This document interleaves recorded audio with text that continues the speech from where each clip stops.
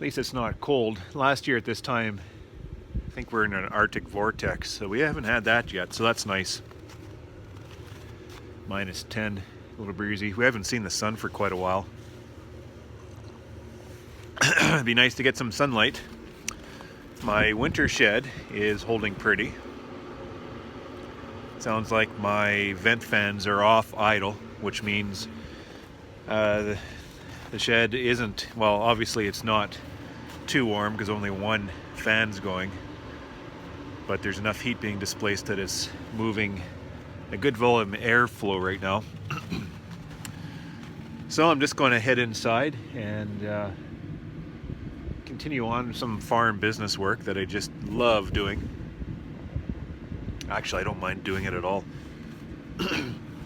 Probably procrastinate, do another bee video. So I'm just getting through some bookwork today. It's kind of nice being able to sit at my desk and just purge this paperwork. Just a job that never seems to get done, and I just procrastinate until, well, today I sat down and actually got busy doing it. So I'm just looking for things to get me away from this business, just,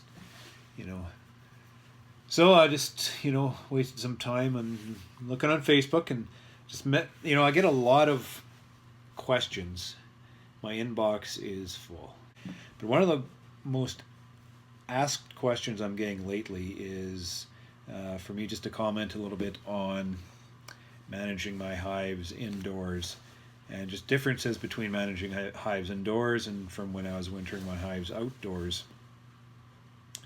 So just like this question that got posted here just this morning, I've been meaning to ask you, it would be great to hear your viewpoint on the differences between and comparing between indoor and outdoor wintering.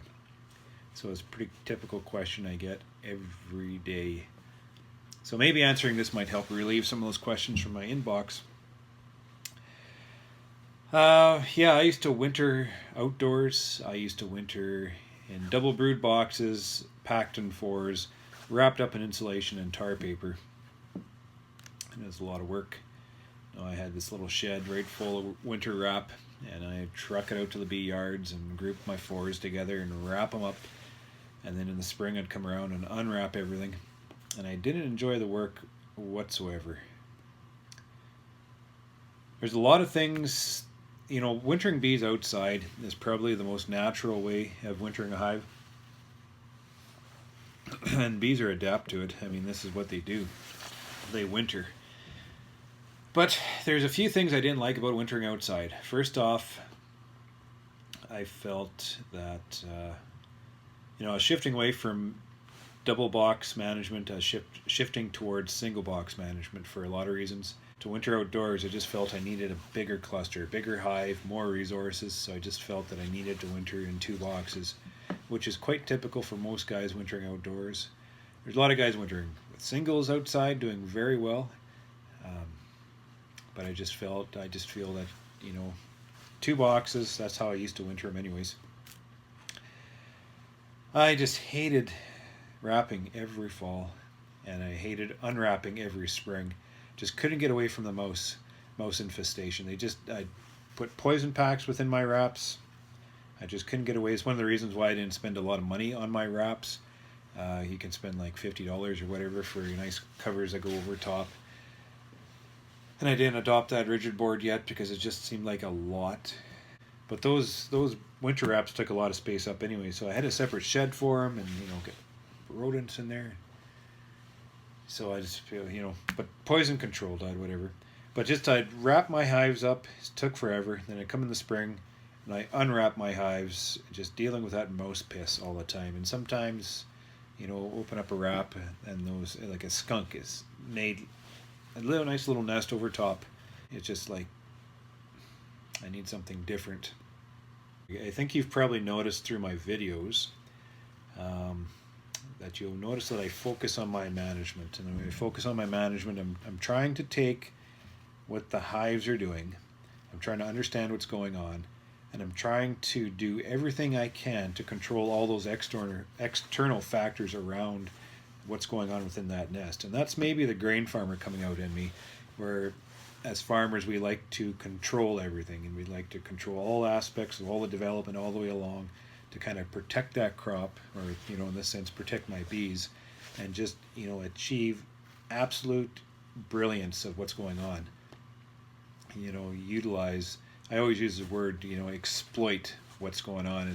We're not exploiting. We're manipulating, and we're just setting it up to be able to maximize our production.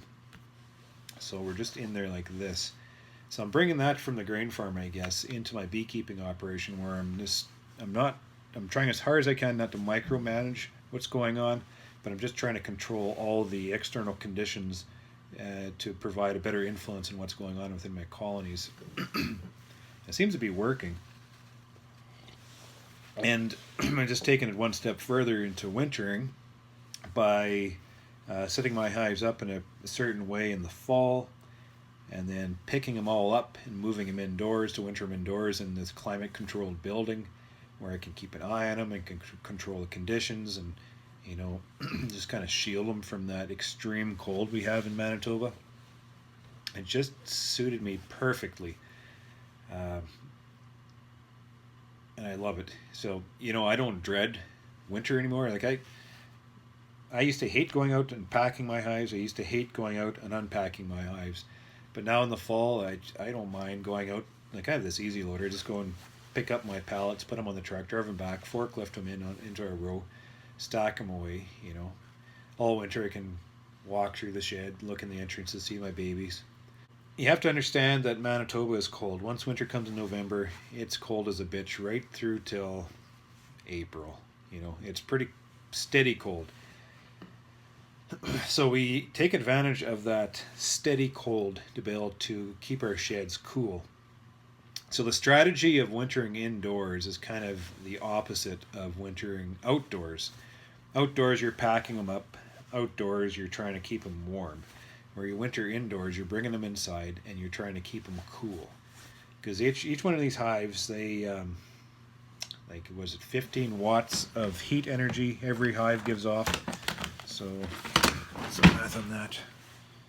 So 1,500 hives times, let's say 20 watts. No, let's say 15 watts. So that's 22,500 watts of heat energy being produced within that shed. So it's like a 22,000 watt heater going at all times. And that heat is being generated by the bees while they consume all that syrup, all that honey, as they get themselves through winter. And that has to be removed. My target temperature indoors is 4 degrees. 4 degrees. And if it gets warmer than that, then my fans start to ramp up and purge the air out, and just to maintain that temperature at 4. And the temperature outside is minus 30. It doesn't take a lot of air exchange to maintain that temperature. In springs, when spring comes early, a little bit too early, we don't want to move them out yet. We can't move them out yet because there's too much snow outside.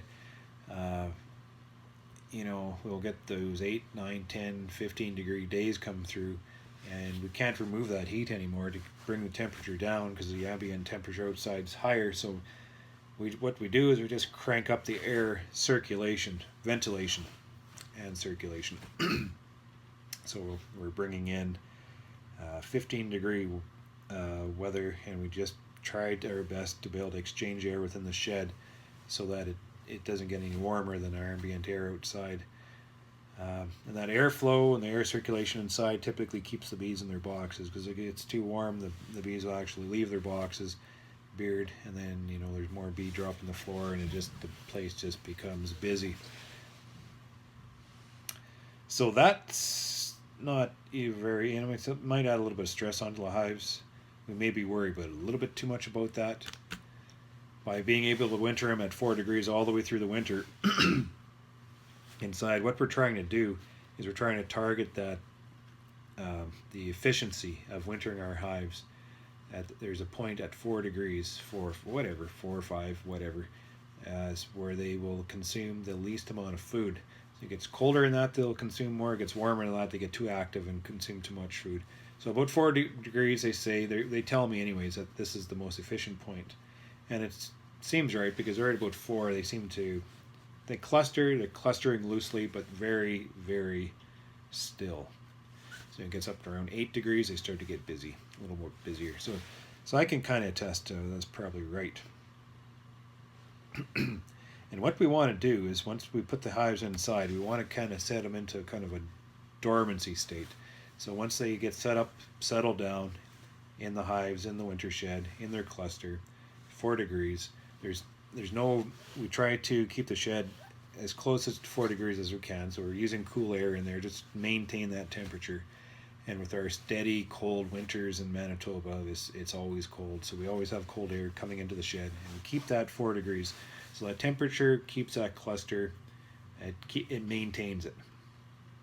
So when it gets warm, they get bigger or cold, they're contracting. They're not going back and forth like this. They're maintaining this, and they kind of just hold themselves, and they drift themselves.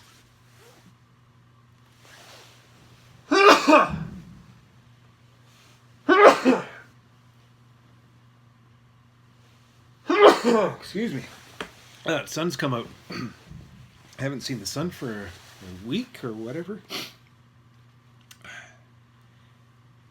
Anyway, that cluster, once it sets itself up, and when that temperature is steady, it just kind of holds those bees and almost sends them into a trance. Like a carbon dioxide envelope will form around them, I guess, and just kind of send them into this period of, they don't sleep or they don't hibernate, but just kind of dormant, and it just kind of maybe helps them get through the winter. And it's the same with wintering outside. The calmer, the more protected that cluster can be, the tighter those bees, or the better those bees are able to control that carbon dioxide envelope around them, just to help send that cluster into that trance or whatever sleeping state, just to get them through winter, get them through that, the real hard cold part of this winter we experience. So it's just, indoors, in Manitoba anyways, we are able to really focus and target those conditions to be able to help take those bees and get them through these harsh cold winters. Talking to a lot of beekeepers around which have variability, and I'm not sure how well that you'd be able to keep your hives inside when you have these huge winter fluctuations up and down. It's got to be hard on the bees. See, it's got to be hard on the bees outside too when you get these warm spells and cold spells. So it just keeps throwing those bees into a loop. They get active and they get dormant. So just hope they don't get too active. They start brooding because it's going to get cold and it's going to demand more resources. So guys are trying to find options to get themselves outside, out of that outside variable condition, and bring them like indoors, like I'm doing here, just to help control that variability. And the only way I could see you guys being able to do that is to find some way to be able to cool that air through those warm spells, to provide that steady, even indoor temperature, so it's not fluctuating all the time. And that's expensive. And I know guys have invested into it, and I know there's lots of guys like down in Idaho, and talking to a guy in California and everything, like these guys are all building these great big sheds, refrigerated sheds, climate controlled. A lot of them are potato sellers, and just able to, what they want to do is they want to take these hives in those parts of the country, they're active and they don't have much to do, but they're still flying and they fly themselves ragged. So they want to, in a way, take the hives and put them into an artificial winter, kind of like what I have here. Put them indoors, shut them down, just kind of shut them down 2, 3, 4 months, get them through, and then pull them back out. It's an interesting strategy. Guys are having variable results, but a lot of guys are having a lot of success. I don't think hives winter very well with any type of mite infestation on them. So we put our hives indoors. My mite threshold is 2.5%. if it's about that, I'm treating. So I'm getting like I'm taking the mite population pretty much to zero because the mites, the influence with the mites on the bees through winter kills them. It just adds stress, zaps their body fat, their energy source, right? The mites are feeding on these bees. They're zapping that energy from the bees, and they're injecting virus and all this bad stuff. So I'm wondering if the variability that guys are finding down in the sheds, if they don't have a good enough handle on the mite population before these hives went indoors. But I don't think there's any difference between wintering hives indoors or outdoors. Like if you have mites in your bees, they're going to die anyways, right? Unless you have brooding going on to replace those failing bees. So anyways, I just noticed I've been rambling for a little while and just thought that would be a little bit of thought on indoor wintering, and just some of the reasons why just some thought around why I've chosen to winter my hives indoors.